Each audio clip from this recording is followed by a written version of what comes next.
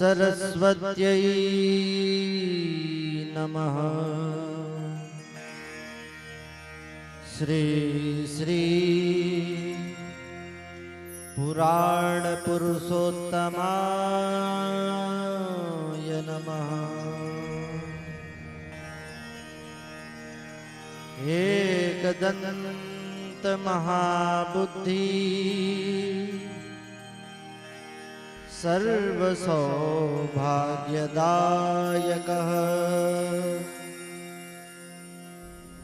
सर्वसिद्धिकरो देवो गौरीपुत्र विनायकः नमः परमहंसास्वादित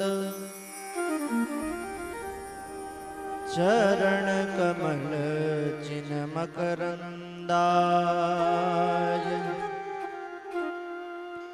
भक्तजनमानस निवासाय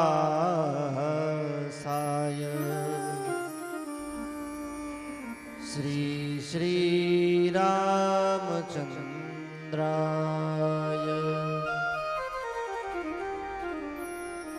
माणिक्यवीणामुपलालयन्तीं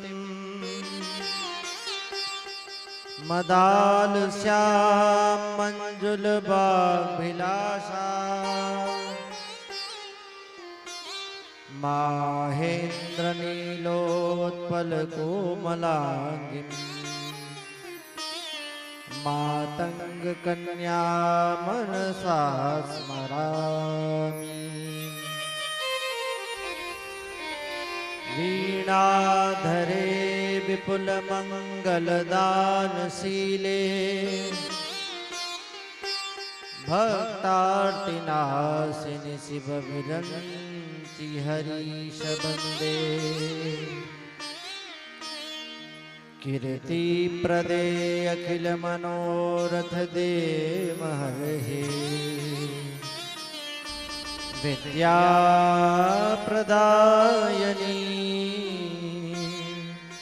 सरस्वती नौमि नित्यम्।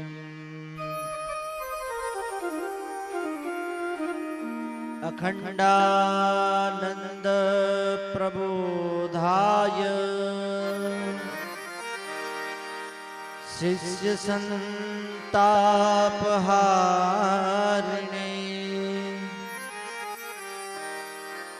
श्री श्री हरिहरानंद रूपाय तस्मै श्री गुरुवे नमः।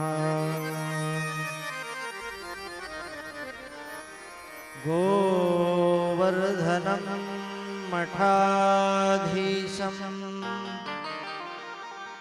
धर्ममार्ग प्रवर्तकम् श्रीमन्निश्चलानन्दं सद्गुरुं प्रणमाम्यहम् जगद्गुरुं प्रणमाम्यहम्। प्रेम से बोलिए वृंदावन बिहारी लाल की।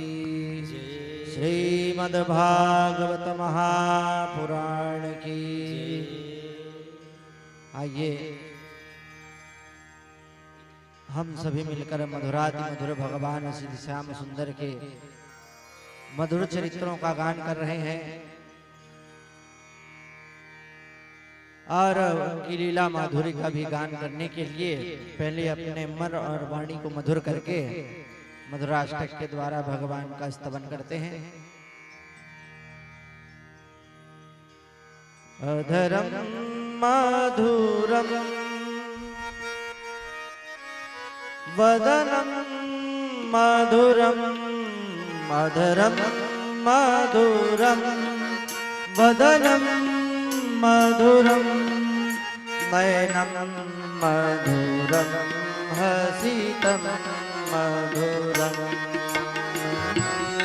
मधुरम हसितं मधुरम् मधुरं मधुरं वदनं मधुरं मधुरं मधुरं वदनं मधुरं नयनं मधुरं हसितं मधुरं नयनं मधुरं हसितं मधुरं हृदयं मधुरं गमनं मधुरं हृदयं मधुरं गमनं मधुरं हृदयं मधुरं गमनं मधुरं हृदयं मधुरं गमनं मधुरं मधुराधिपतेरखिलं मधुरं मधुराधिपतेरखिलं मधुरं मधुराधिपतेरखिलं मधुरं मधुराधिपतेरखिलं मधुरं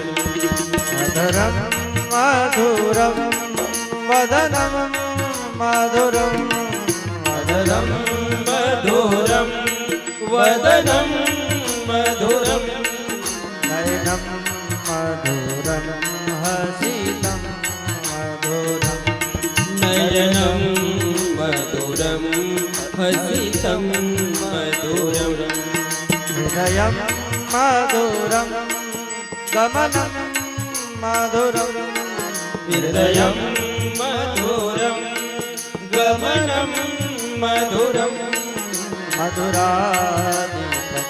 मधुराधिपतेरखिलं मधुरं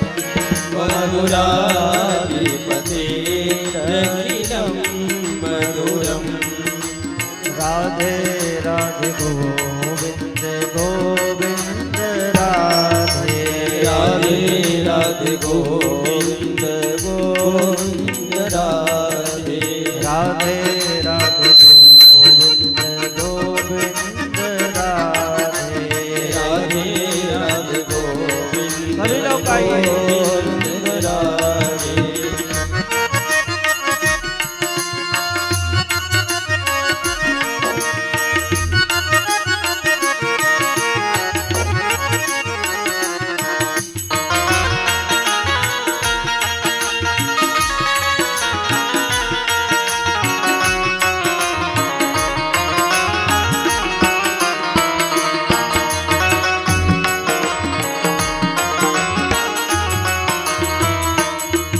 वचनं मधुरं चरितं मधुरं वचनं मधुरं चरितं मधुरं वचनं मधुरं चरितं मधुरं वचनं मधुरं चरितं मधुरं वसनं मधुरं बलितं मधुरं वचनं मधुरं फलितं मधुरं चलितं मधुरं भ्रमितं मधुरं चरितं मधुरं भ्रमितं मधुरं चलितं मधुरं भ्रमितं मधुरं चलितं मधुरं भ्रमितं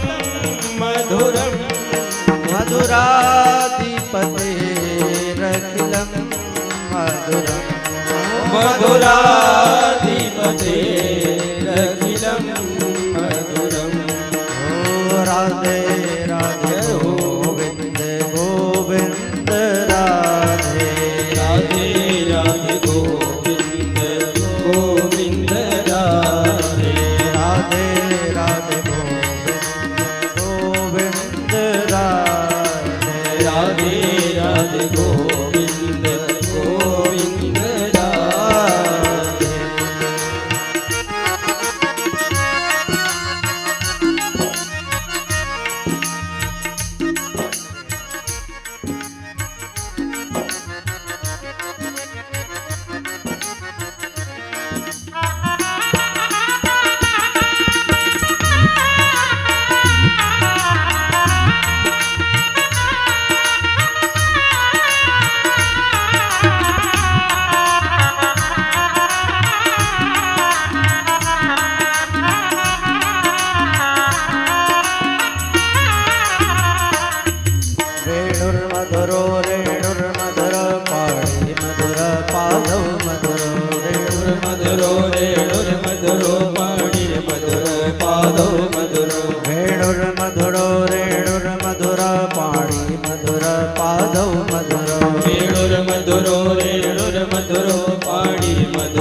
गोपालो मधुरो नित्यं मधुरं सख्यं मधुरं नित्यं मधुरं सख्यं मधुरं नित्यं मधुरं सख्यं मधुरं नित्यं मधुरं सख्यं मधुरं मधुराधिपतेरखिलं मधुरं मधुराधिपतिरखिलं मधुरं मधुराधिपतेरखिलं मधुरं मधुराधिपतिरखिलं मधुरं राधे राधे गोविंद गोविंद राधे राधे राधे गोविंद गोविंद राधे राधे राधे गोविंद गोविंद राधे राधे राधे गोविंद गोविंद राधे गोविंद राधे राधे गोपाल राधे गोविंद राधे राधे गोपाल राधे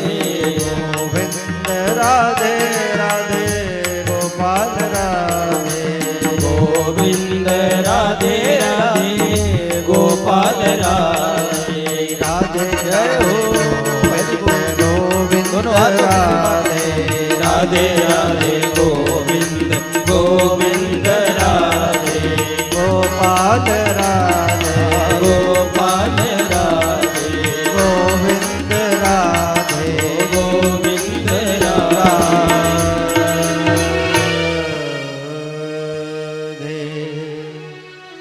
जय जय श्री राधे जय जय श्री राधे जय जय श्री राधे श्याम प्रेम से बोलिए वृंदावन बिहारी लाल की श्रीमद्भागवत महापुराण की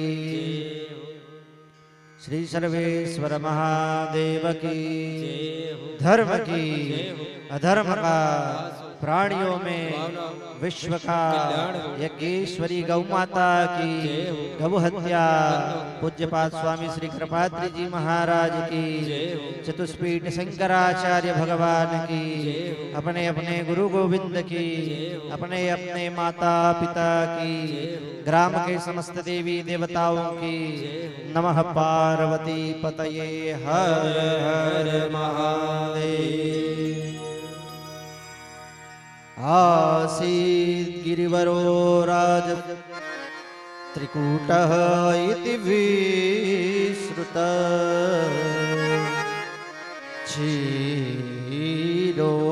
क्षीरोदिनावृतः श्रीमान् नियोजितायुत्तमोचितः नारायण नारायण परम परात्पर अकारण करुणा वरुणालय भक्त वांछा कल्पतरु सतघन चितघन आनंद घन मोहन रमण रसमूर्ति भावमूर्ति श्री श्री राघवेंद्र सरकार उनकी परमाह्लादनी महाशक्ति महाभाव स्वरूपा भगवती अघटित घटना पटीयसी भगवती श्री श्री जानकी उनकी अंशभूता ममता मई देवियों एवं सज्जन वृंद मंचस्थ भाई अंकित भैया श्री मनीराम जी सनत भैया नकुल भैया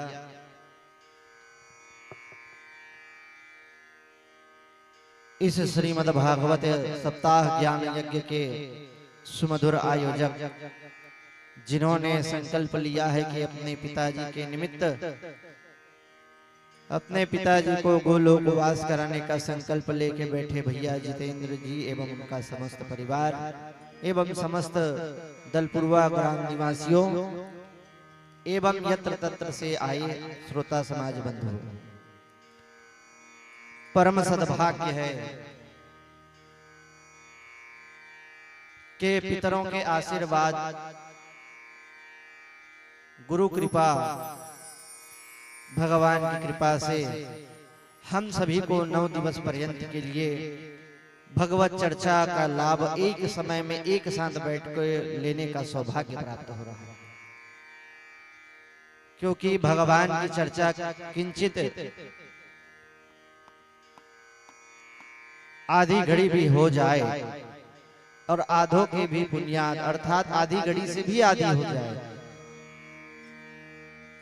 तो भगवान हमारा कल्याण कर लेते हैं। और हम सब बड़े भागी हैं कि हम 9 दिवस तक अनवरत रूप से भगवान की कृपा से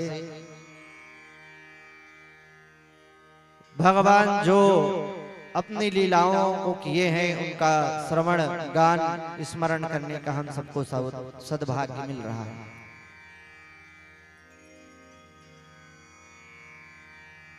कल की कथा में हम सुन रहे थे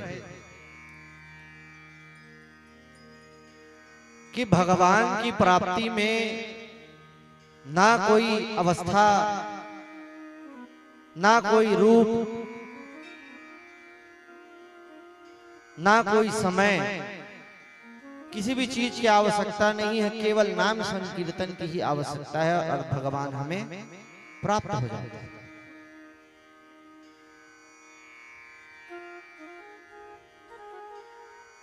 जिस प्रकार भगवान की भक्ति प्रस्फुटित हो जाती है, जहां प्रस्फुटित हो जाती है भगवान अपना दर्शन देने हमें वहां आ जाते हैं। अनेकानेक रूप में भगवान हम सभी को मिलते हैं हर जगह, बस पहचानने के लिए वह उत्तम दृष्टि गुरु ग्रंथ और गोविंद से प्राप्त होता है। इसलिए मैं प्रथम दिवस से बार बार कह रहा हूं, इन तीनों पर आस्था जरूर रखिए।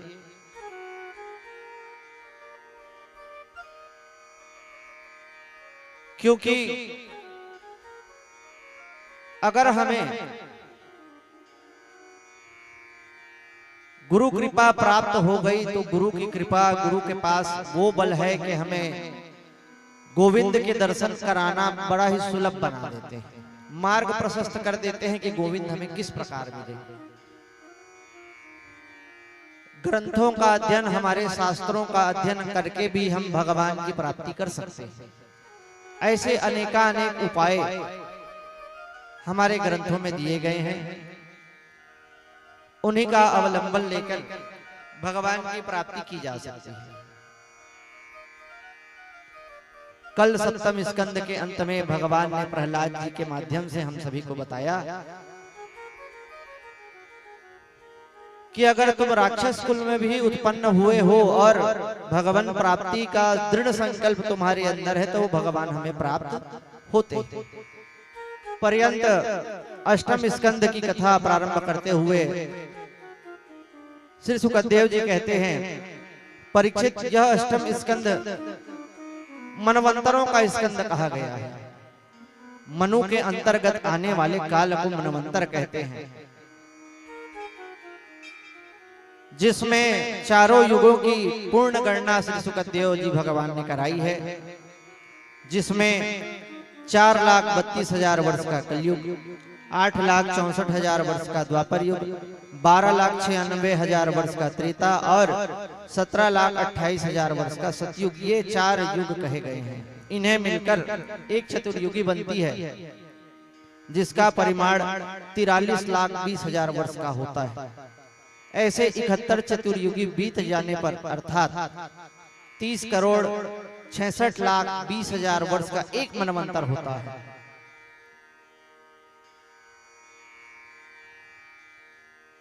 जो कि एक मनु और एक इंद्र का कार्यकाल कहा गया है। ऐसे 14 मनवंतर बीत जाने पर अर्थात 4,29,40,80,000 वर्ष का ब्रह्मादि का एक दिन होता है। इस प्रकार से ब्रह्मा जी की अगर गणना की जाए तो इस वर्ष, इस सत्र तक ब्रह्मा जी की आधी आयु बीत चुकी है। इसीलिए कहते हैं द्वितीया परार्धे, ब्रह्मा जी की भी आयु 100 वर्ष की है और वे द्वितीय परार्ध में चल रहे हैं। संकल्प में आप लोग सुनते होंगे, प्रेम से बोलिए भक्त वत्सल भगवान की। राजन, इन्हीं मनवंतरों के अंतर्गत भगवान ने एक गज का उद्धार किया था ग्राह से। सुखदेव जी बताते हैं, परीक्षित पूछते हैं, महाराज ये कथा हमें विस्तार से सुनाएंगे। तब कहते हैं कि क्षीर सागर के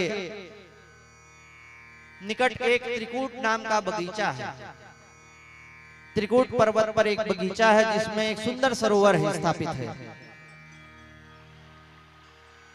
जिसमें अप्सराएं इत्यादि देवांगनाएं इत्यादि आकर स्नान करती हैं। उनके स्नान करने से एवं उनके स्पर्श से वह जल सुगंधित हो चुका था, जिसमें दूर दूर से देवता ऋषि गंधर्व इत्यादि आकर स्नान करते थे। वहीं एक 10,000 हाथी का बल लेकर एक गजराज रहता था। वो इतना शक्तिशाली था कि उसकी शक्ति से वहां का सिंह भी डरता था।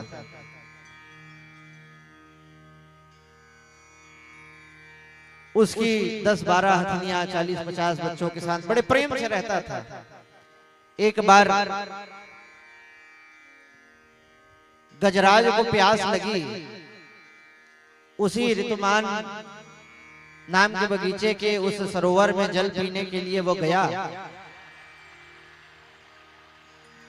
जल पीने के बाद अपने परिवारजनों के साथ साथ जल क्रीड़ा करने लग गया। बच्चों को अपने सूंड से जल भर भर कर स्नान कराने लग गया।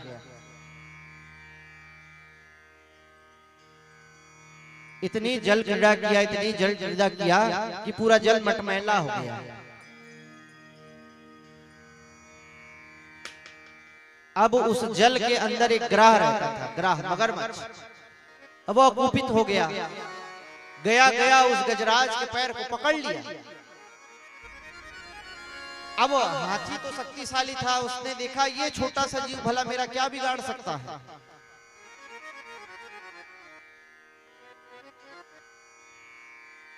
थोड़ा सा झटका मारा, पैर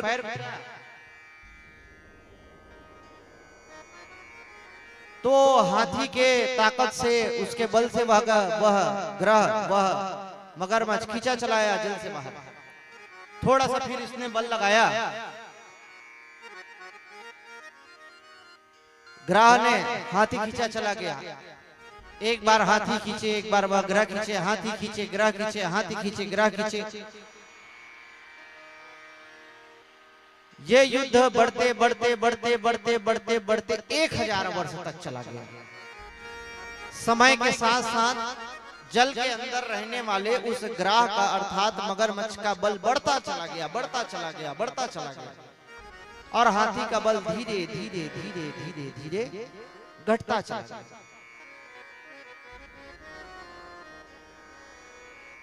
जब अपने बल से अक्षुण्ण हो गया वह गजराज, तब अपने परिवार को आवाज दिया। तो परिवार ने भी, हथनियों ने, उनके बच्चों ने सूंड से सूंड, पूंछ से पूंछ मिलाकर उनको खींचना चाहा। एक साथ खींचते तो ग्राह बाहर आता और ग्राह थोड़ा सा ताकत लगाता, पूरे परिवार को खींचकर जल के अंदर ले जाता। इतनी आपाधापी हुई कि सारे देवता आकाश मार्ग पर आकर उस दृश्य को देखने लग गए, इस युद्ध को देखने लग गए। समय बीतते बीतते बीतते आज हाथी के परिवार ने भी उसका साथ छोड़ दिया। हाथी कहने लगा, अरे भाई हमें छोड़कर कहां जा रहे हो? हथनियां कहती, बच्चे कहते, या तो आप बाहर ही आ जाइए या अंदर ही चले जाइए। हम आपका कब तक इंतजार करते रहे, कब तक भूखे बैठे रहे। तुरंत हाथी को वैराग्य हो गया, क्योंकि सब मुंह फेर लिए। देखिए, कथा को समझिए, सार को समझिए।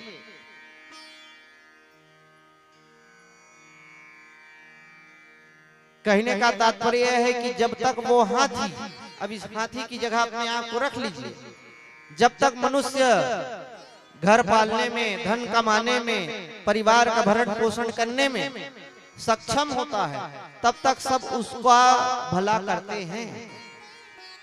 लेकिन जैसे ही वो अक्षम हो जाता है, सब उसे छोड़ने लग जाते हैं, सब मुंह फेरने लग जाते हैं।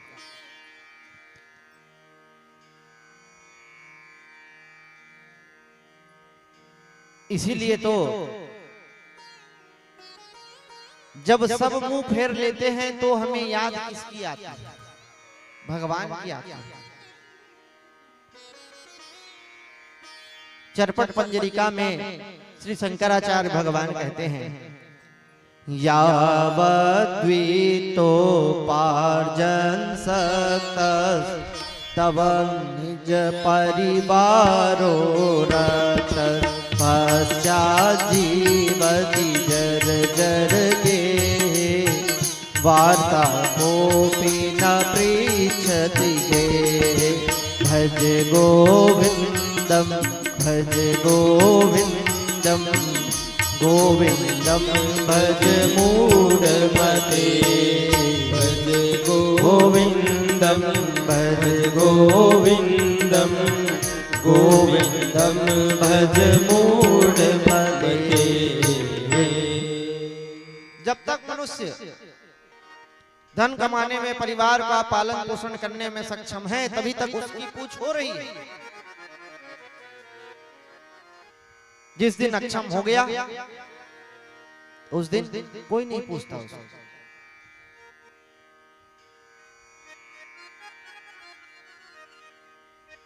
एक बार की बात है,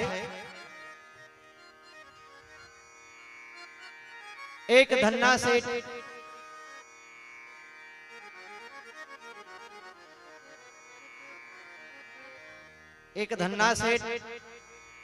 अपने 4 पुत्रों को बचपने से खूब अच्छा संस्कार दिया, खूब धन कमाया, सबके लिए सुसज्जित व्यवस्था कर दिया, अलग अलग व्यापार, धन संपत्ति सब इकट्ठा किया, सबका विवाह कर दिया। विवाह करने के बाद अपने अपने स्थान में सबको स्थापित किया। सहसा अचानक पत्नी का उसके देहांत हो गया। बेटों ने, बहुओं ने कहा, पिताजी आप चिंता मत करिए, हम आपकी सेवा करेंगे। 10-25 वर्ष तक बहुत प्रेम से सेवा किए। सुबह उठते, गर्म पानी देते, भोजन कराते, नाश्ता कराते, हाथ पैर दबाते, घुमाने ले जाते, देवालय ले जाते, किसी भी प्रकार की कमी नहीं की। अब पिताजी ने सोचा कि, उस सेठ ने सोचा कि अब सारा कार्यभार अब अपने पुत्रों को दे दिया जाए। सबके लिए उचित व्यवस्था करके, सभी चीजों का बरोबर बंटवारा करके सारी चीजें अपने पुत्रों को सौंप दिया। धन संपत्ति, सोना चांदी, हीरा जवाहरात जो था सब सौंप दिए, एक दूसरे को बांट दिए। सहसा धीरे धीरे उनके परिवार में, उनकी बहुओं में, उनके पुत्रों में धीरे धीरे बदलाव होना प्रारंभ। अब पिताजी किसी चीज के लिए कहते तो उनको टोक देते, पिताजी दिन भर घर में बैठे रहते हो दादा, ये ले आओ, वो ले आओ, वहां ले जाओ, यहाँ ले जाओ करते रहते हो, घर में बैठो, बढ़िया राम भजन करो। समय आता बोलते उनके पिताजी, अरे पुत्र पास में ही यज्ञ हो रहा है, यज्ञ के दर्शन करा ले आओ। बोले पिताजी क्या यज्ञ का दर्शन कराने जाए, हमको तो मरने की भी फुर्सत नहीं, कहां हम आपको ले जाते रहे। अब एकदम हताश निराश हो गया।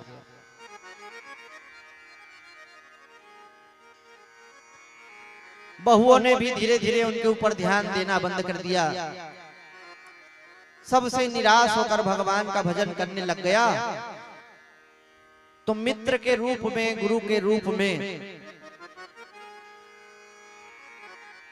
एक बार उनके गुरुदेव उनके घर पहुंचे। जिस समय उनकी बहुएं बाजार गई थी, पुत्र अपने व्यापार इत्यादि के क्षेत्रों में चले गए थे, गुरुजी का आदर सत्कार किए, लेकिन गुरुजी देखते ही पहचान गए कि ये कुछ कष्ट में है। पूछे बेटा क्या हुआ, सारी बातें बताएं। बोले चिंता मत करो, एक काम करो, ऐसे अब तुम सुधारना चाहोगे, अपनाना चाहोगे, अपने आप को मनवाना चाहोगे, तो तुम्हारे पुत्र और पुत्र वधू तुमको ना मानेंगे ना तुमको पूछेंगे। प्रेम से बोलिए भक्तवत्सल भगवान की जय। जय राधा रमण हरि बोल, जय जय राधा रमण हरि हरि बोल जय जय राधा रमण हरि बोल जय जय राधा रमण हरि बोल जय जय राधा रमण हरि बोल जय जय राधा रमण हरि बोल हरि बोल जय जय राधा रमण हरि बोल प्रेम से बोलिए भक्त वत्सल भगवान की। जय हो। तो गुरुजी ने कहा तुम्हारी गलती ये है शिष्य कि तुमने अपने संपूर्ण धन के बारे में, संपत्ति के बारे में अपने पुत्रों को, पुत्र वधुओं को बता दिया, सब कुछ बरोबर बरोबर बांट दिया, अपने पास कुछ रखा नहीं, प्रेम से भरोसा करके। लेकिन देखो फिर से अगर यही चाहते तो एक काम करो, बाजार चले जाना, बाजार पेटी लाना, पेटी, अब बाजार से कुछ सिक्के भी रख लेना, और जैसा तुम्हारा रोज की क्रियाएं हैं उसी प्रकार से तुम बाजार जाकर उन पेटी को लाना। रात्रिकालीन जब सब भोजन करने बैठे होंगे तो सीधे अपने कमरे में घुस जाना और रात भर जाकर उन सिक्कों को उन पेटी में डालना, निकालना, डालना, निकालना, किसी से कोई बात मत करना, किसी से कोई व्यवहार मत करना। और जब सब सुबह पूछे तो बोलना कि ये बहुत आवश्यक चीजें हैं, इसके बारे में किसी को कोई मतलब नहीं रखना है। चाबी लगाना और हमेशा ताला लगाकर उस ताले की चाबी को स्वयं रखे रहना। उन्होंने वैसा ही किया। इससे क्या होगा बोले, कल बताना क्या हुआ। ले गए वो सेठ जी, वैसा ही किए, एक पेटी लाए,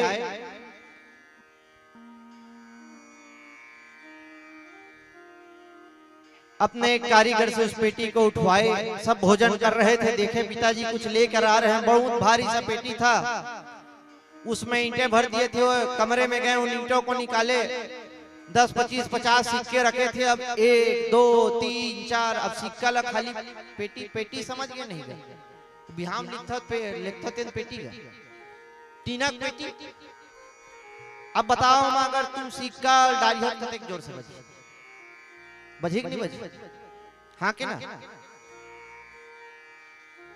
उन्होंने कोई दिमाग नहीं लगाया, वही काम किया। रात भर उन सिक्कों को उसमें डाले निकाले, डाले निकाले, डाले निकाले। अब पूरा उनके पुत्र पुत्री जितने भी उनके परिवारजन थे सब बिल्कुल दरवाजा के पास कान लगा सुनत रहे हैं। अरे क्या गिन रहे हैं पिताजी, क्या गिन रहे हैं? रात भर हो गया, अरे खत्म ही नहीं हुआ, सुबह तक हो गया, गिने जा रहे, गिने जा रहे। सुबह सुबह दरवाजा खुले,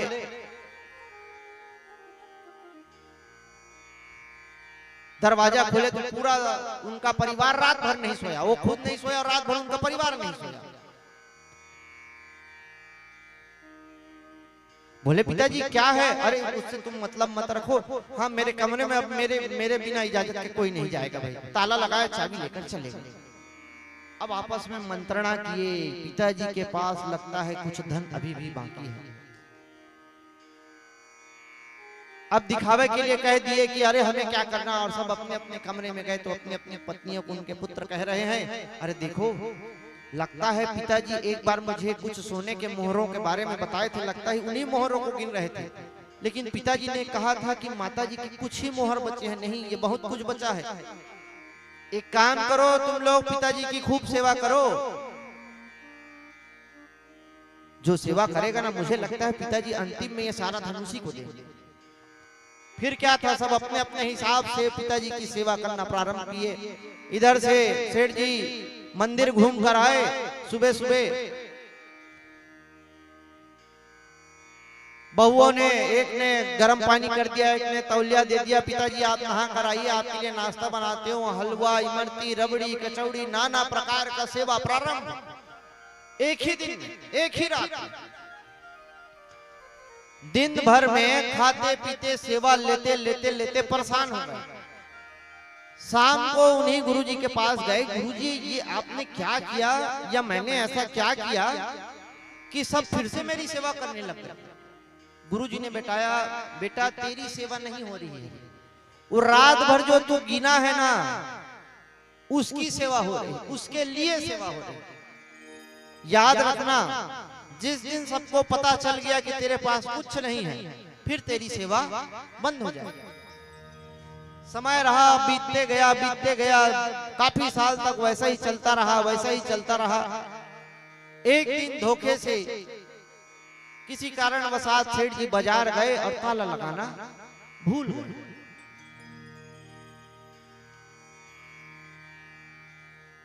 तो उनके पुत्र पुत्रियां इत्यादि सब कमरे में घुसे तो देखे उस पेटी को, पेटी खुला पड़ा था, खोले, ईंट कुछ नहीं। सबने माथा पकड़ लिया, अरे दादा।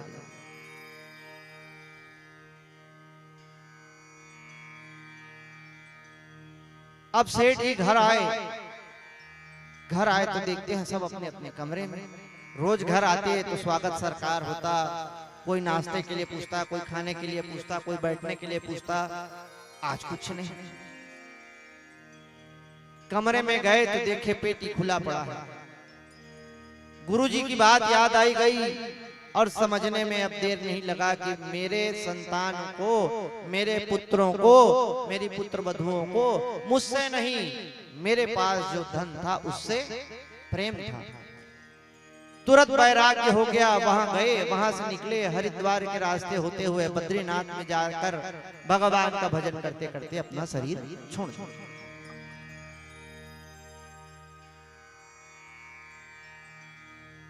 इस दृष्टांत का दृष्टांत ये समझिए कि ये जो गजराज के साथ जो भी बीत रही है ना, कि जब तक उसके पास बल था उसका परिवार उसका साथ दे रहा था, बल समाप्त हुआ कि परिवार ने साथ छोड़ दिया। तुरंत गजराज को वैराग्य हो गया।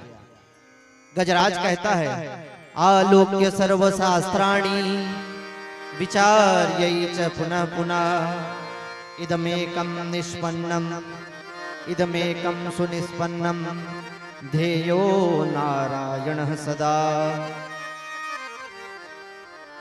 जैसे ही जल में धीरे धीरे धीरे डूबा जा रहा था, उसे वैराग्य प्राप्त हुआ।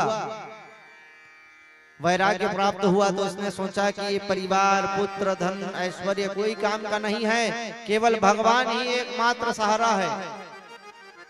डूबते जा रहा है। सभी देवी देवता ऊपर से आकाश मार्ग पर आकर देख रहे हैं। अब इसने स्तुति करना प्रारंभ किया, लेकिन इसकी स्तुति में एक अजीब बात यह थी, किसी देवी देवता का नाम नहीं था। स्तुति करता है और कहता है, ओम नमो भगवते तस्मै यद एतद् चिदात्मकं पुरुषायादि बीजाय परेशायादि धीमहि।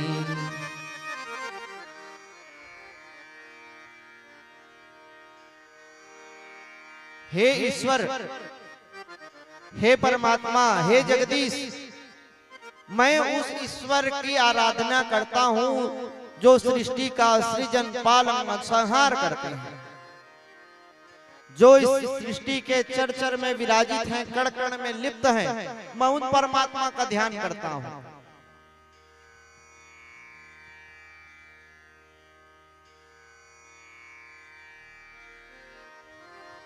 ऐसी स्तुति किया गजराज, लेकिन किसी का नाम नहीं ले रहा है। और सारे देवता आकाश मार्ग पर आकर यही प्रतीक्षा कर रहे हैं कि कहीं गजराज मेरा नाम ले और मैं इसे जाकर बचाऊं। लेकिन गजराज भी संकल्पनिष्ठ है, स्तुति तो कर रहा है, प्रणाम तो कर रहा है, भगवान को तो बुला रहा है, लेकिन नाम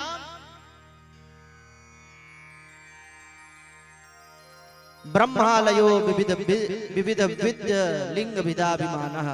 अनेक प्रकार के ऋषि मुनि महात्मा, देवी देवता, किन्नर गंधर्व सब देख रहे हैं। भगवान ने सोचा जो किसी की स्तुति नहीं है, जो किसी को प्रणाम नहीं है, वो मेरा प्रणाम है। भगवान तुरंत गरुड़ पर सवार हुए और इतनी द्रुत गति से आए। उस समय लक्ष्मी जी भगवान को भोजन करा रही थी, तो भगवान ने कहा हाथी, इतना ही कहा। कतेक समय लगी, कहीं देखा हाथी, कहीं देखा, कहीं देखा हाथी। कद का टाइम लगेगा? तो शास्त्रकार बताते हैं, हाथ पकड़ कमला कहे कहा चले यदुराज, हाँ तो कमला ने सुनी थी सुनी गजराज। हाथी कहने में कितना समय लगा भैया? इतने समय में हाथी कहे तो भगवान हाँ बोले तो लक्ष्मी जी के पास थे, थी बोले तो गजराज के सामने। अब गजराज ने देखा कि भगवान हमें बचाने आ रहे हैं, पूरा सूर्य डूब जा रहा था, कुछ अंश बचा था, ढूंढे भगवान को देखे, और अब हाथी कहता है कमल का पुष्प उठाकर, नारायण गुरु भगवन नमस्ते, नारायण अखिल गुरु भगवन नमस्ते। हे नारायण, हे अखिल गुरु, आपको नमस्कार है। भगवान गए गए देखे ये डूबा जा रहा है, डूबा जा रहा है, तुरंत गरुड़ से उतरे और हाथी की सूंड को पकड़कर खींचे, इधर से चक्र सुदर्शन छोड़े और गजराज का मुंह फाड़ दिया। गजराज मुक्त हो गया, और जिस प्रकार भगवान दिव्य पीतांबरधारी थे, उसी प्रकार गजराज भी दिव्य पीतांबर धारण करके उनके समकक्ष खड़े हो गया। बोल भक्तवत्सल भगवान की जय हो। गजराज ने थोड़ी देर से देखा। बोले क्यों थोड़ी देर से देखा? अरे भाई, ज्यादा गहराई में अगर पानी में डूब जाओ तो का कहते हैं, उबुक चुबुक, तो थोड़ा सांस में सांस लेने में टाइम लगी।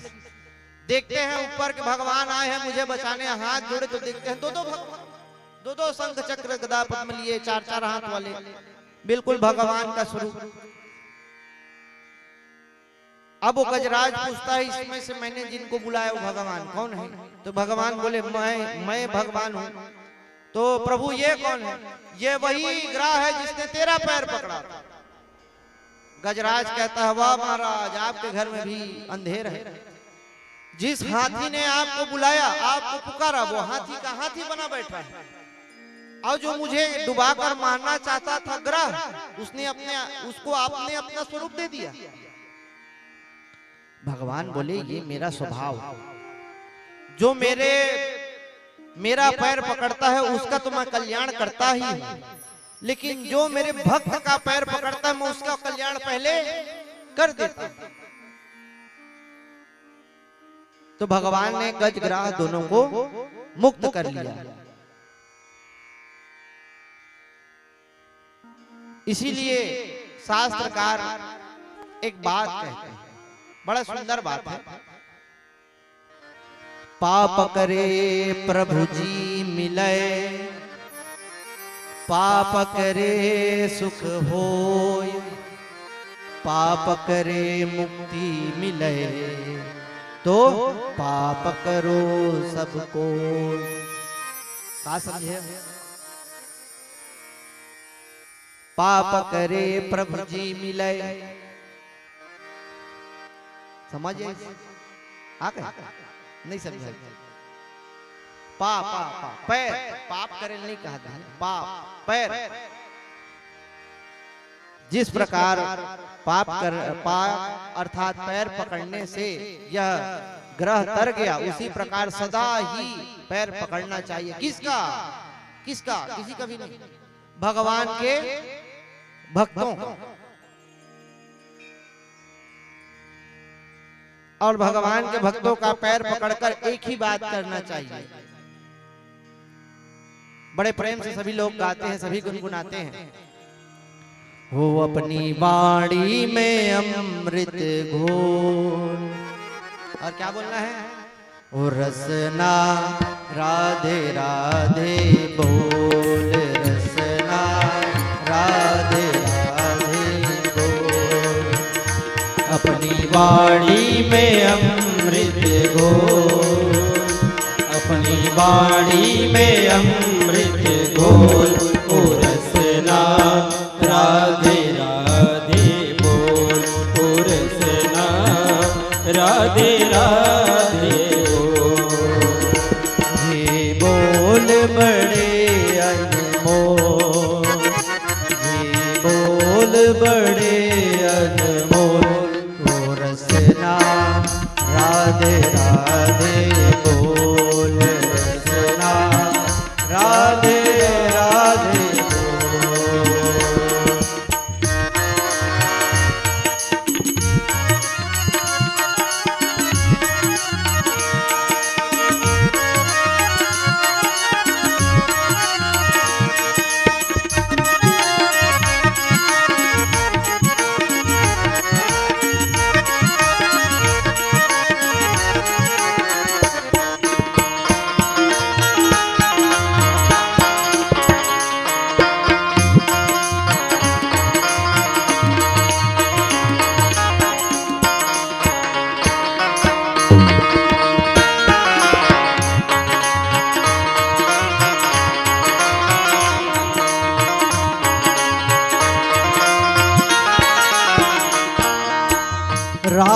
जी बरसाने बारी, राधा जी वृषभानु दुलारी। राधा जी बरसाने वारी, राधा जी वृषभान दुलारी। राधा जी वृषभानु दुलारी, राधा जी वृषभान दुलारी।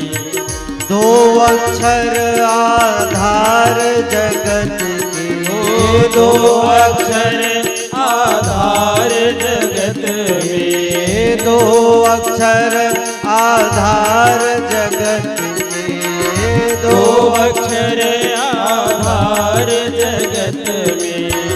ये अक्षर अनमोल के रसना, राधे राधे बोल रसना, राधे राधे बोल। अपनी वाणी में अमृत बोल, जय हो। अपनी वाणी में अमृत बोल ओ रसना, राधे राधे बोल ओ रसना, राधे राधे बोल। रसना राधे राधे बोल,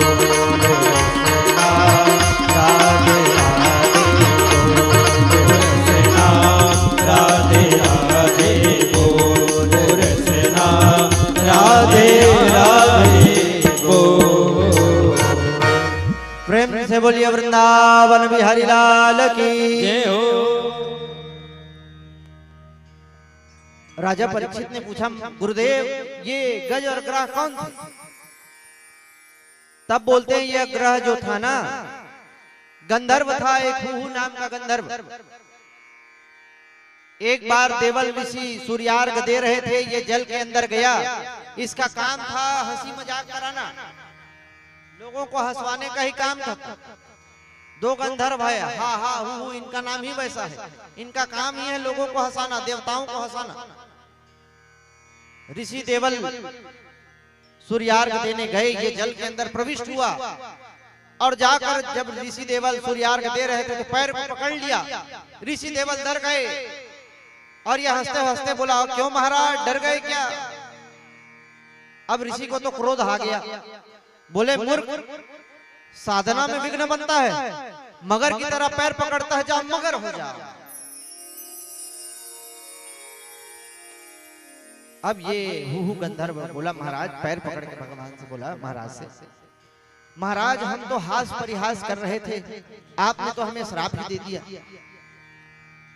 अरे मेरी अधोगति हो जाएगी महाराज, कुछ उपाय बताइए। बोले, अब मगर तो बनेगा ही, पैर तो पकड़ेगा ही, ऐसा ही पैर पकड़ एक दिन मुक्त हो जाएगा। आज ये गज का पैर पकड़ के मुक्त हो गया। फिर बोले, महाराज ये गज कौन था? बोले, द्रविड़ देश का राजा था इंद्रद्युम्न, भगवत प्राप्ति के लिए संपूर्ण राज्य संपदा को छोड़कर गया था भगवान प्राप्ति के लिए वन। अपनी कुटिया में भगवान का पूजन कर रहा था। अगस्त मुनि आए, इसने अगस्त मुनि के आने को अनदेखा कर दिया। क्यों? देखो, कभी कभी पूछते हैं, आप भगवान का पूजन करने बैठे, बढ़िया भगवान को स्नान कराए, वस्त्र पहनाए, चंदन लगाए, फूल की माला पहनाए, धूप दिखाए, दीप दिखाए। उतने में कोई आगंतुक आ गए और वो आपको आवाज दे रहे हैं, अरे भैया कोई घर में है, कोई घर में है, कोई घर में है। अब आप कहीं पूजा कर रहे हैं और कहीं वो आगंतुक लौट गया वहां से, तो इसका पाप जरूर आपको लगेगा। लेकिन वही क्रिया आप सब कर रहे हैं भगवान के सामने बैठकर, लेकिन उस अतिथि को आपने जाकर अपने घर में पगराया, बैठाया, जल इत्यादि पिलाया, तो वो जो आपने धूप दीप तक का कार्य किया है उसका पुण्य आपके पीछे लगा ही रहेगा। भगवान जानते हैं जानबूझकर नहीं छोड़ा है पूजन को, क्योंकि अतिथि को भी क्या कहा गया है, देवता अतिथि देवो भवः। भगवान भी अतिथि के रूप में आते हैं। ऐसे ही अगस्त मुनि आए, इंद्रद्युम्न ने अनदेखा कर दिया। अब ऋषि तो ऋषि ठहरे। देखो श्राप की चर्चा हम कौन दिन से कर रहे हैं? प्रथम दिवस से कर रहे हैं। उस दिन के श्राप से लेकर कल तक भी श्राप की चर्चा की, लेकिन श्राप में किसी का कुछ घाटा हुआ है क्या? ऋषि के श्राप से। यहाँ भी ऋषि ने श्राप दिया इंद्रद्युम्न को, हाथी की तरह बैठा है, बेटा जा हाथी हो जा। अब ये गया गया, श्राप मिलने पर ऋषि के चरण पकड़ लिए, रोने लग गया। तो संत का हृदय आप सब जानते हैं, संत हृदय नवनीत समाना, क्षणे रुष्टा क्षणे तुष्टा, रुष्टा तुष्टा क्षणे क्षणे। ऋषि प्रसन्न हो गए, बोले बेटा चिंता मत कर, हाथी तो बनेगा लेकिन ये तेरे संस्कार जागृत रहेंगे और अंत समय में भगवान की याद तुझे आ जाएगी। इसीलिए संत का कोप भी हमारी भलाई के लिए ही होता है। इस प्रकार से दोनों मुक्त हो गए। पर्यंत दोनों भगवान का भजन करते करते भगवान के परम धाम को प्राप्त हो गए। आचार्य कहते हैं आगे मनवंतरों की कथा बताते हुए कि मनु के तामस नाम के जो सगे भाई थे, रैवत थे, ये मनवंतर में वैकुंठ रूप में भगवान का अवतार हुआ। छठवें मनवंतर में चक्षुष के पुत्र चक्षुष मनवंतर, इस मनवंतर में भगवान ने मोहनी रूप धारण करके देवताओं को अमृत पिलाया। बोले महाराज भगवान ने मोहनी रूप धारण क्यों किया? परीक्षित के कहने पर सुखदेव जी महाराज कहते हैं ये बात उस समय की है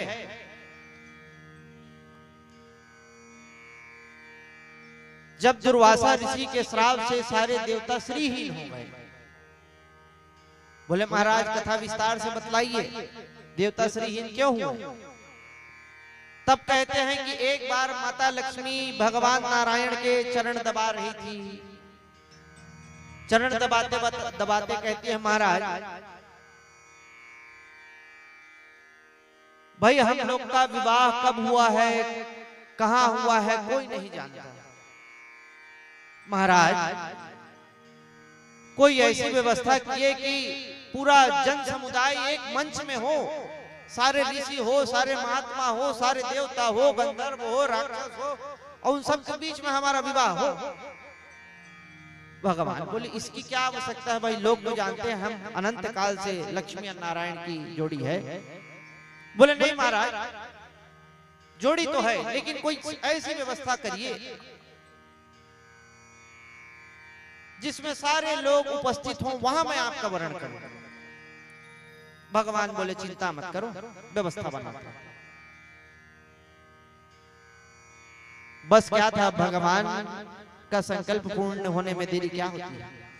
उसी समय वैकुंठ में भगवान का दर्शन करने के लिए ऋषि दुर्वासा आए। ऋषि दुर्वासा जब प्रणाम करके जा रहे थे तो ऋषि दुर्वासा को भगवान नारायण ने अपने गले में पड़ी हुई तुलसी की माला को धारण करा दिया। ऋषि दुर्वासा उस तुलसी की माला को गले में धारण करके भगवान का प्रसाद समझकर जा रहे थे। उधर से देवताओं के राजा इंद्र आ रहे थे। दुर्वासा ऋषि को देखकर लेटकर प्रणाम किया और बोला महाराज कुछ समय के लिए आप हमारे इंद्रलोक में चलिए। ऋषि दुर्वासा एवं उनके साथ देखो, ऋषि दुर्वासा कभी अकेले नहीं चलते, आप मन हमेशा सुने होंगे। 88,000 चेला ऋषि दुर्वासा के साथ हमेशा चलते। उन सभी को लेकर इंद्र लोग गया और ऋषि दुर्वासा की खूब सेवा की, खूब सेवा की। दुर्वासा ऋषि प्रसन्न हो गए। जब जा रहे थे ऋषि दुर्वासा, इंद्र प्रणाम करने आए विदाई के समय। अब ऋषि दुर्वासा सोचे देवताओं के राजा हैं, क्या दिया जाए इनको आशीर्वाद के स्वरूप में। तो उनके गले में पड़ी हुई जो तुलसी की माला थी, भगवान नारायण ने जो प्रदत्त की थी, उसी माला को निकाले और निकाल करके इंद्र के गले में डाल दिया। इंद्र प्रणाम किया, ऋषि दुर्वासा चले गए अपने शिष्यों के साथ।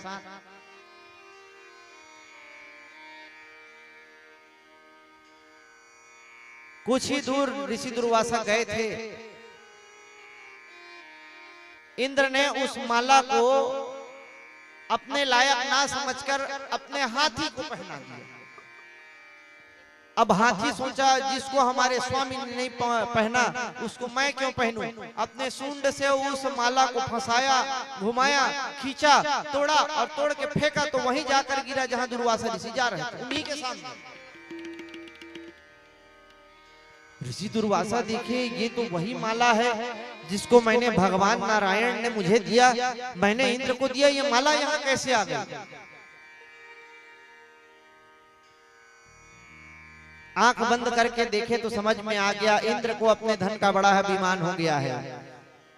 ऋषि दुर्वासा को क्रोध आया और तुरंत इंद्र को श्राप दे दिए, त्रैलोक श्री रतो मूढ़ विनाश्य मुपयास्यति। हे इंद्रजात, तेरी त्रैलोक की राज्य संपदा समुद्र में समा जाए। ऐसा श्राप दिए कि भगवान ने कहा, लक्ष्मी जाओ जाओ जाओ समुद्र में समा जाओ, तुरंत उठो और समुद्र में समा जाओ। लक्ष्मी मैया कहती है, स्वामी समुद्र में समा जाओ, अरे हमने तो विवाह का प्रस्ताव किया। हाँ भाई विवाह करेंगे, पहले समुद्र में समाओ तो। क्यों प्रभु? अरे कहीं ससुराल बनाएंगे, वहां से तुमको लाएंगे, तब ना सब देख पाएंगे। बोले महाराज जल्दी करिएगा। बिल्कुल बिल्कुल जल्दी करेंगे, बिल्कुल जल्दी करेंगे। लक्ष्मी सागर में कूदी तो लो सागर ने बढ़कर उनका स्वागत किया। तब से लक्ष्मी जी का एक नाम हो गया सागर संभवा जा। और सागर का एक नाम और क्या हो गया लक्ष्मी जी के जाने से? रत्नाकर, रत्नाकर नाम हो गया लक्ष्मी जी के जाने से। अनेक प्रकार के रत्न समुद्र में स्थापित हो गए। अब इधर शुक्राचार्य जी को पता चला कि सारे देवता श्रीहीन हो गए। श्रीहीन यानी समझे होगा? नहीं समझे? नहीं समझ में आता।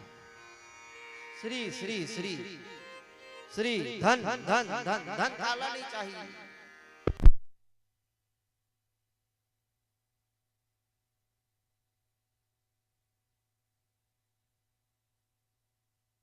विष्णु जी की शरण में गए तो भगवान कहते हैं, दैत्यों से ज्यादा होकर भी रोजाना पिटते जाते हो, सब तरह बराबर होकर भी गैरों की ठोकर खाते हो। अपने सत्वों की रक्षा की है अभी किसी में लगन नहीं, बल है विद्या है शक्ति है लेकिन तुम में संगठन नहीं। अरे देवताओं, तुम लोग संगठित नहीं हो, इसी का फायदा सभी लोग उठाते हैं। प्रेम से बोलिए भक्तवत्सल भगवान की जय हो।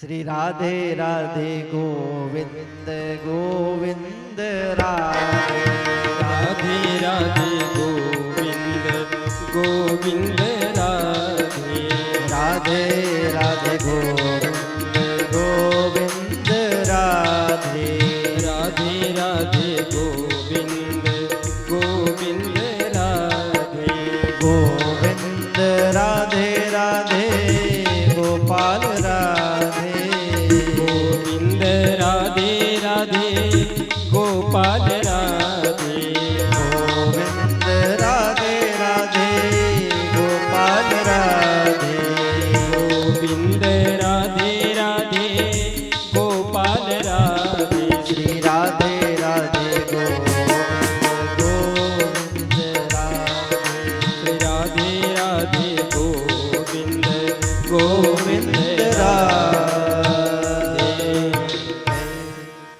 बोलिए भक्तवत्सल भगवान की। सभी देवताओं को भगवान विष्णु यही आदेश देते हैं कि पहले संगठन बनाओ।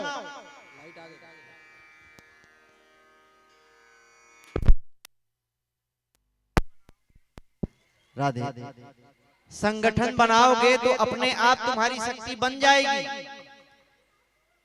और यही हम सनातनियों की भी कमी है, हम संगठित नहीं हैं।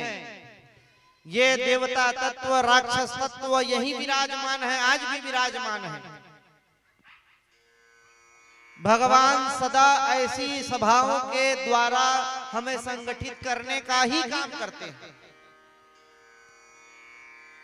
यहाँ भगवान भी देवताओं को संगठित करने के लिए कहते हैं, एक काम करो, श्रीहीन हो गए हो तो श्री को निकालना है, तो एक काम करो, समुद्र मंथन करो। उससे क्या होगा महाराज? श्री तो मिलेगी, उसमें से अमृत भी निकलेगा, जिसको पी लेंगे तो सब अमर हो जाओगे। अच्छा महाराज, लेकिन कैसे निकालेंगे? बोले कुछ मत करो, जाओ दैत्यों से संधि करो, क्योंकि अकेले तुम लोगों के बस की बात तो नहीं है। अकेले कोई कार्य किया नहीं जा सकता, कोई भी कार्य।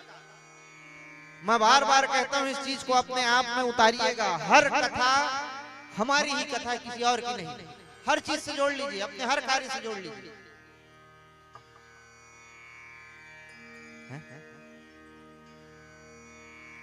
प्रेम से बोलिए भक्तवत्सल भगवान की जय हो।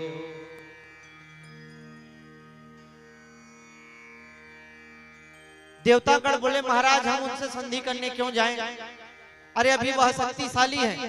तो बोले इसीलिए शक्तिशाली है, इसीलिए तुम जाओ और उनसे मृता करो, क्योंकि अर्योपति साध्ये सती कार्या सिद्ध्वा ते धरे अपमानम पुरस्कृत्य मानम कृत्वा च पृष्ठतः स्वकार्ये साध्यति धीमान कार्य ध्वंसित मूर्खतः।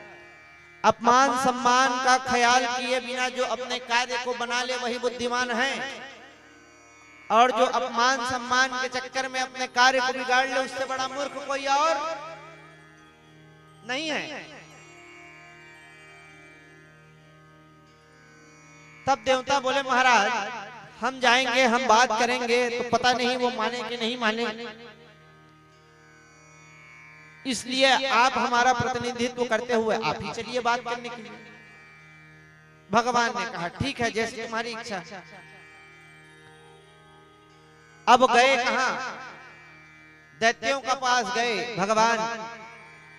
कहां? सुतल लोक में। कल प्रहलाद जी को दर्शन देने आए थे।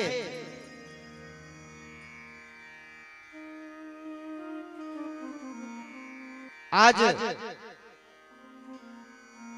फिर गए और बात किए, राक्षसों से बात किए, सारे दैत्यों से चर्चा किए कि भाई हो तो तुम दोनों एक ही पिता की संतान, भले माता अलग अलग है, तुम्हें भी धन चाहिए, तुम्हें भी कार्य करना है। एक काम करो, तुम दोनों भाई आपस में एक हो जाओ और मिलकर समुद्र का मंथन कर लो।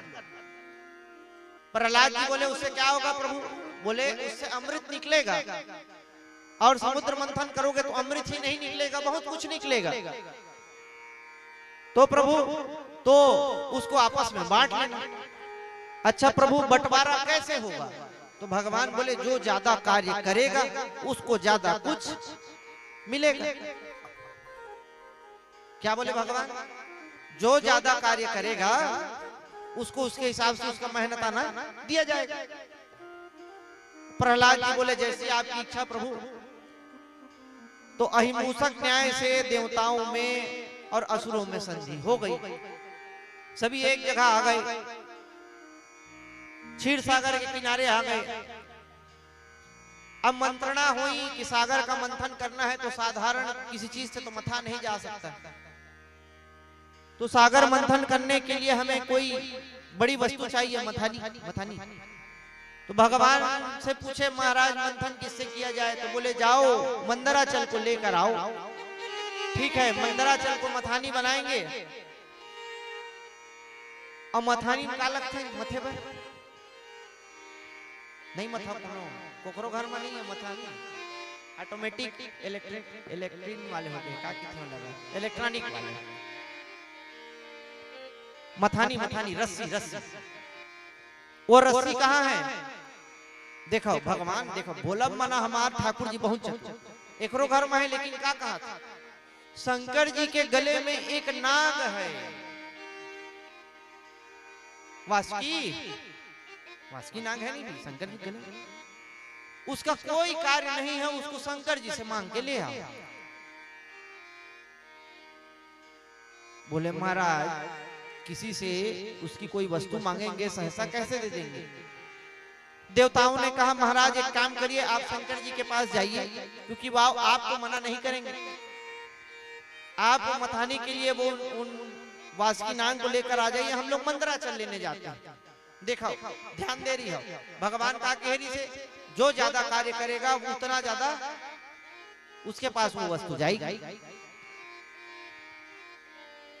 देवता और कुछ असुर मिलकर मंदराचल पर्वत को लेने गए, उठाए और उठाकर चलने लग गए, तो उसी के नीचे दबकर स्वाहा हो गए। कुछ बचे बुचाए देवता दौड़ते दौड़ते भागकर वहां पर आए क्षीर सागर के किनारे, इधर से शंकर जी के पास से जाकर वासुकी नाग को अमृत का प्रलोभन देकर भगवान ने वासुकी नाग को ले आया। चर्चा कौन चलाई? चर्चा कौन चलाई? अरे अभी चैन तो सुने हो, सागर मंथन का चर्चा कौन कर रहे हैं? भगवान। देवताओं और असुरों में संधि कौन कराए? भगवान। मथानी का के लिए व्यवस्था करने कौन गए? भगवान। अब ये जितने बचे बुचाए देवता और असुर थे ना, बोले महाराज मंदराचल पर्वत को लेकर हम चलना प्रारंभ किए, कुछ आगे थे जो उसके नीचे थे वो दबकर वहीं स्वाहा। भगवान गरुड़ पर सवार हुए, बोले चिंता मत करो, मंदराचल पर्वत को उठाए और अपने दिव्य दृष्टि से सभी देवताओं और असुरों को देखे, फिर सब जीवित हो गए। मंदराचल पर्वत को गरुड़ के ऊपर लाद कर लाकर समुद्र में रख दिए। अब समुद्र में रखे तो धीरे धीरे धीरे धीरे, अब छोटा मोटा पर्वत तो नहीं है भाई, मंदराचल पर्वत, अब वो मंदराचल पर्वत धीरे धीरे धीरे धीरे समुद्र में समाने लग गया। देखो देखो देखो देखो मच गया रे, मंदराचल पर्वत डूब रहा है, डूब रहा है, डूब रहा है। सब भगवान की शरण में आ गए, भगवान कुछ कीजिए, कुछ कीजिए, कुछ कीजिए। भगवान फिर यहाँ पर भगवान का एक अवतार होता है कच्छप के रूप में। बोल कच्छप भगवान की जय हो। विशाल कच्छप का रूप बनाकर भगवान उस मंदराचल पर्वत को अपने पीठ पे विराजित करते। गिना था नहीं, कौन करत? सब कार्य कौन करत? काखर लिए, काखर लिए लक्ष्मी। क्यों लक्ष्मी किसकी है? अरे भाई सीधा बात, जिसका विवाह होता है वही सारी व्यवस्थाएं बनाता है कि नहीं? तो अब विवाह करना है, लक्ष्मी प्राप्त करना है, उसकी व्यवस्था कौन बना रहे हैं? नारायण बना रहे हैं। अब वासुकी नाग आ गए, मंदराचल पर्वत आ गए,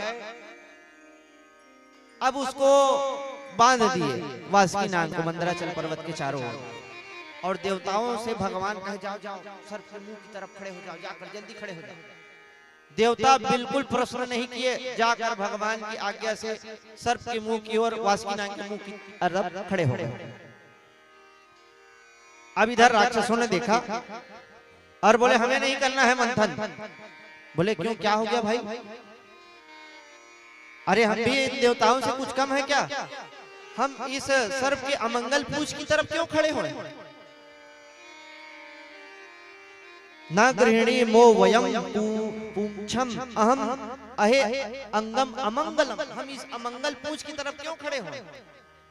भगवान ने कहा रे भाई क्यों गुस्सा होते हो, एक काम करो तुम्हें मुख की ओर लग जाओ, देवता पक्ष की ओर लग जाएंगे। भगवान ने इशारा किया, तुरंत इधर से उधर भगवान का इशारा पाते ही जितने देवता मुंह की तरफ लगे थे सब कुछ की तरफ लग गए।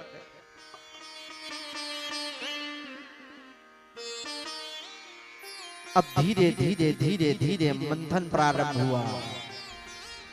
घर्षण घर्षण घर्षण वही मथे नहीं दे। आजकल तो इलेक्ट्रॉनिक के, लेकिन बहुत जन आज भी मथत हो। मथल प्रारंभ हुई, घर घर घर घर की आवाज हुई। अब बताओ, सांप मंथन में है रस्सी के रूप में, तो सांप कहाँ छोड़ते? अरे सांस जहरीला है, तो सांस में भी जहर के कुछ अंश हैं। मुंह की तरफ कौन लगा है? वो जहर के पूरा विभाग, पूरा असर काखर ऊपर जाए। राक्षसों के ऊपर जाना प्रारंभ किए। एक राक्षस बोलता है, और बन लो बड़े बाप की औलाद, अच्छा खासा पीछे लगे हुए थे भैया, ये सर्प का गरम गरम सांसें और विष हमें को झेलना पड़ेगा। देवता भी इससे नहीं बचे, लेकिन भगवान ने उनके तरफ दिव्य मेघों की बरसात कराकर उन्हें कोई सांत्वना दी। अब आवाज हुई, घर घर घर घर घर घर। तो ये आवाज पूरे त्रैलोक्य में गूंजी, त्रैलोक्य में गूंजी, तो इनके पास भी गई। इनके पास, किनके पास गई? इनके घर कैलाश में।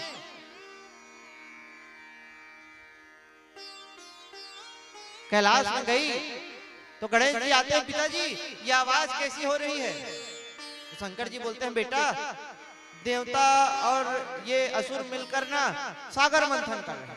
अच्छा, हमें नहीं बुलाया? अरे हमार का जरूरत।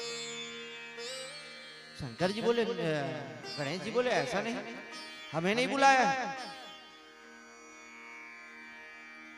गणेश जी का एक नाम है विघ्न हरता, और जो विघ्न हरता है उनको विघ्न करने में कोई समय लगेगा क्या?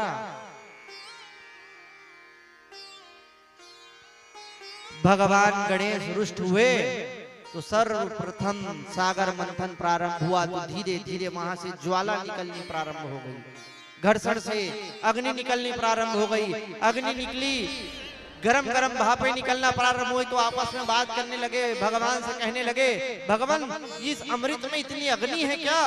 भगवान बोले, ये अमृत नहीं है रे, समझ में आ गया किसकी करनी है।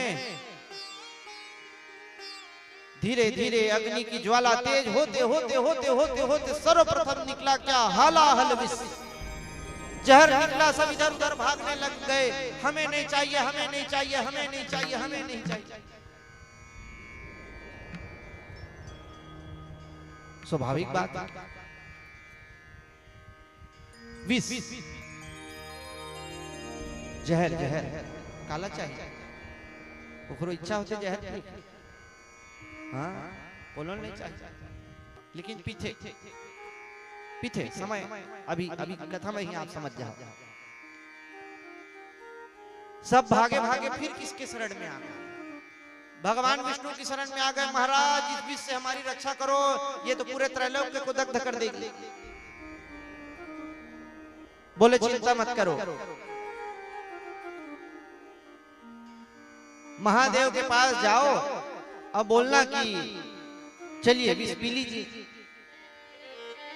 सभी राक्षस और देवता बोले, भाई नारायण एक बात बताओ, किसी को बोलो मीठा खा लो, केला खा लो, फल खा लो, हैं, जूस पी लो, मना कर ही का? और कई भी सकता था, लेकिन उन्होंने कहा चल जहर पी ले, चल भैया जहर पी लो। कोई जाएगा या कोई बोल पाएगा? बोल पाएगा, बोलने का तरीका होना चाहिए।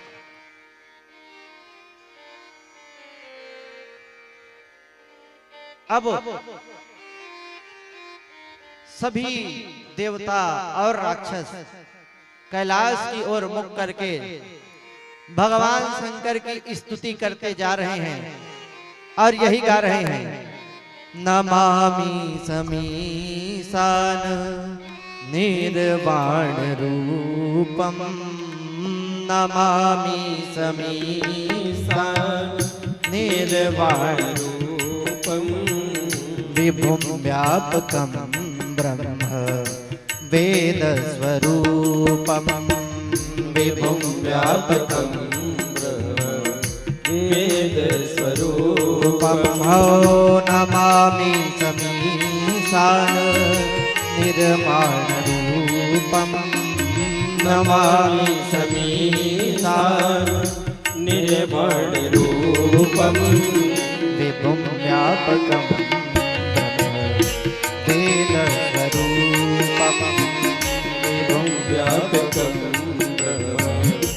वेद स्वरूपम निजं निर्गुणं निर्विकल्पं निरीहं निजं निर्गुणं निर्विकल्पं निरीहं निजं निर्गुणं निर्विकल्पं निरीहं निजं निर्गुणं निर्विकल्पं निरीहं चिदाकाशमाकाश वासं भजे चिदाकाशमाकाश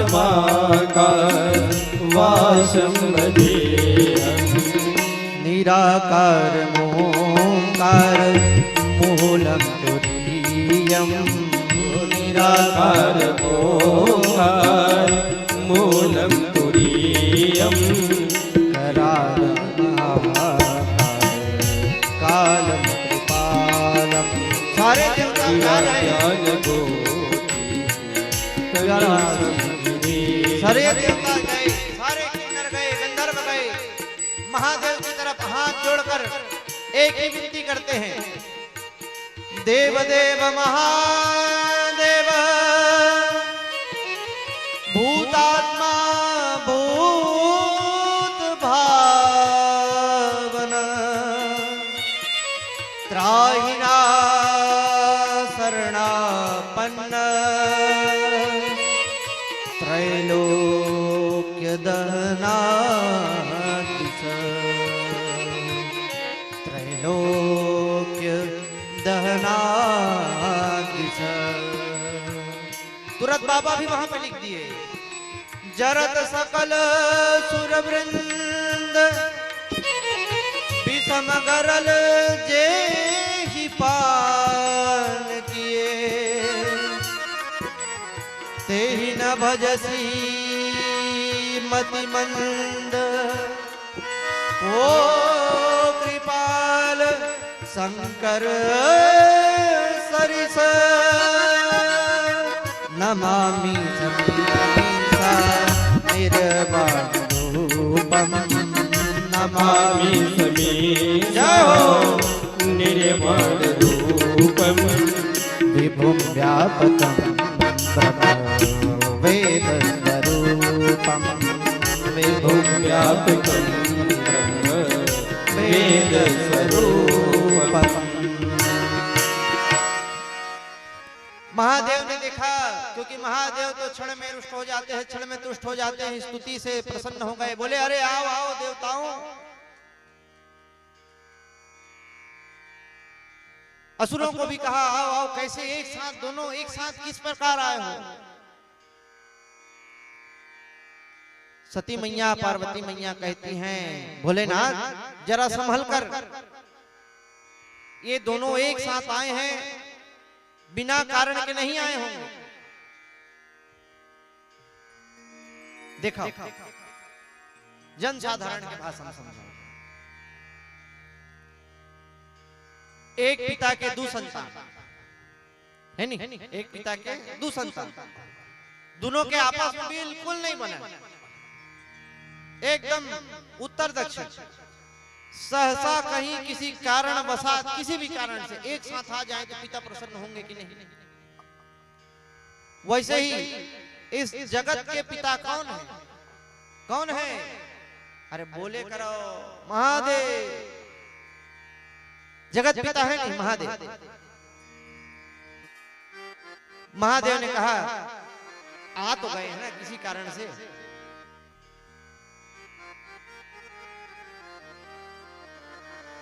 क्यों आए हो भाई, किस कारण तुम्हारा आना हुआ है? तो फिर सारे देवता और सारे जो असुर थे फिर भगवान को आगे कर दिया, महाराज आप ही बात करिए। तो ये महाराज बोलने में बड़े चतुर, बोलते हैं महाराज ये देवता और ये असुर आपकी ही संतान है। बोले हाँ हाँ हाँ नारायण बिल्कुल मेरी संतान है। हाँ तो तो आपके संतानों ने एक साथ मिलकर एक कार्य किया है। अरे वाह, बहुत अच्छी बात है। भगवान सब जानते हैं महादेव, लेकिन आज्ञा का इंतजार है। किसकी आज्ञा की? नारायण की आज्ञा की।